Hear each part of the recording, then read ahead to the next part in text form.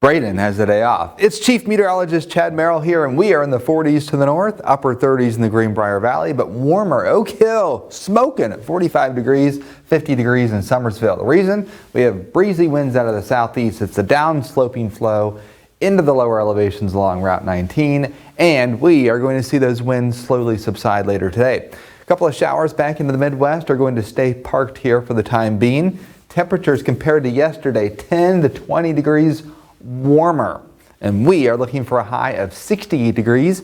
The winds will start to diminish. That's Lewisburg in the background, where the sun is starting to come over the eastern horizon. And one thing to keep in mind, folks, is that if your work schedule is 8 a.m. to 5 p.m., more sun glare this week because of the time change yesterday.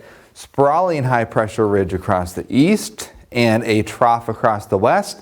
As this pattern becomes stagnant, we are going to stay on the warm side of things. You can see it's 64 in Chicago, 63 in Nashville. On the other side of the front, it's in the 30s in Denver. Tomorrow's high, 71 degrees on Election Day. Muggy a little bit early in the day, a little bit gusty in the afternoon. That will elevate the brush fire risk across the region.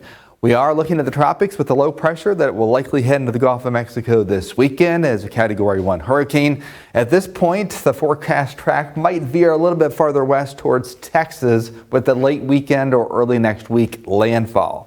Back home, we don't have any rain from that tropical system.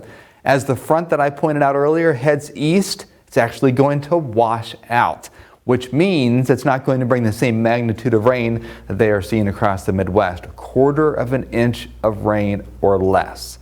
Fabulous for fabulous Friday night football as high pressure returns. That high pressure moves off the coast and we are back to the races with our temperatures again. Not that they are going to go near average anytime soon until the middle part of the month.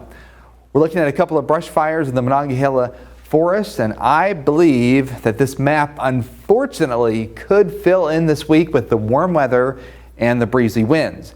If you are looking for a pattern change, well, there's some signals with the global angular momentum blocking and the polar vortex that we are going to get a shot of cold air that comes down the pike during the middle part of the month, and that is going to trigger the Santa Ana wind events.